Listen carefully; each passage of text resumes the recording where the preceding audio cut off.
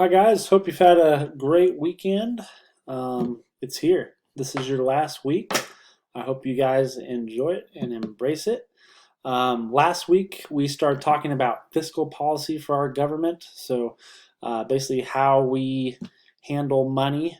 And today we are going to look at non-tax revenue. So we've been looking at taxes. We talked about the income tax. We talked about the gift tax, the death tax or the estate tax. We talked about customs and things like that. And so now today, guys, we're going to look at non-tax revenue, so money coming into our government that is not from taxes. So you have about $50 billion a year that the federal government raises outside of taxes. Okay, and a lot of that revenue, guys, is from interest charged by the Federal Reserve, which we'll talk about more in detail next video. But that's a big part of it. The other portion, guys, is any number of things, and a lot of these things have to do with um, those authorities and corporations that we talked about in the past when we were talking about the federal bureaucracy. Right. So remember, those are basically businesses that are run by the United States government. Okay, that are part of the federal government. That basically operate as businesses. Usually, they're providing some kind of service that you pay for. Okay, and so that could be canal tolls. That could be paying for passports. So when you get a passport, you have to pay for it. Obviously, um, they're not real cheap either. So copyrights. So when you file for a copyright, you have to pay a fee. Patents, same thing. Trademarks, same thing. All these things cost fees that the government collects. And then also the United States Postal Service. So even though the letter is maybe dead, we still send a lot of packages back and forth using the United States Postal Service, and so the money that's charged for that, uh, that's part of that $50 billion that we're talking about.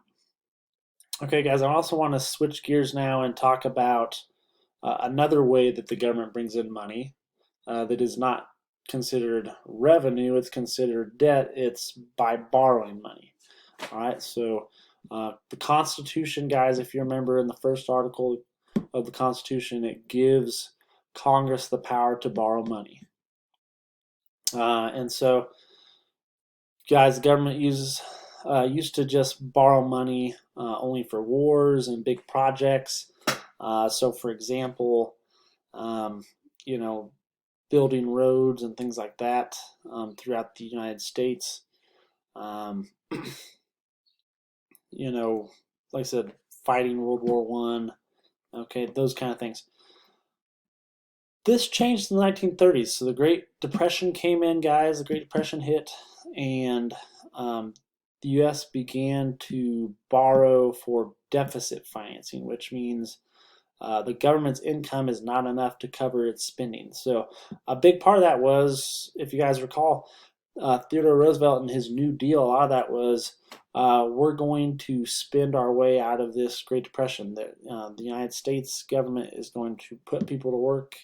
It's going to, um, you know, have a lot of people on payroll basically to fund this. Okay, and that then they're going to turn around and they're going to spend that money that they've made on other businesses, and that's going to get our economy going.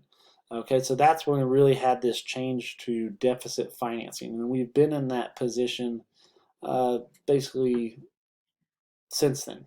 Okay, so I'm sure you guys are well aware of our federal deficit. Um, so the New Deal really caused a lot of that.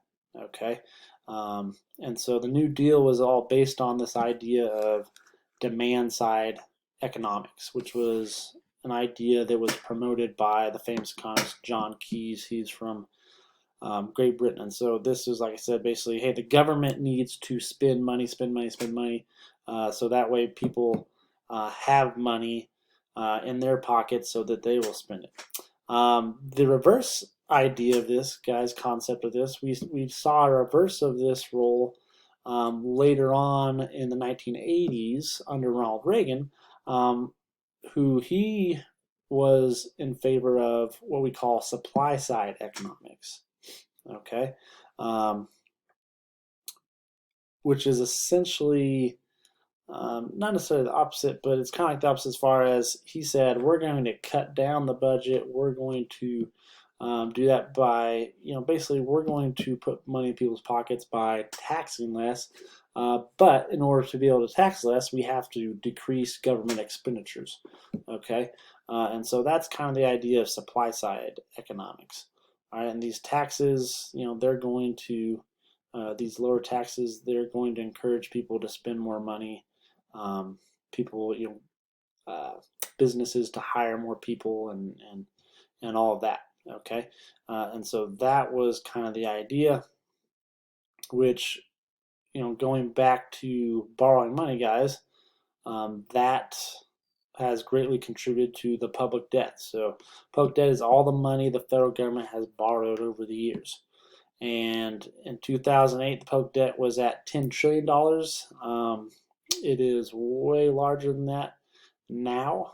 So like I said, that was back in 2008, and it's just grown and grown and grown. So we are very heavily in debt, which is obviously concerning and something to take into consideration. Okay. So that does it for now, guys. I hope you have a good start to your week. And like I said, enjoy it because it's almost over. So, all right. Bye, guys.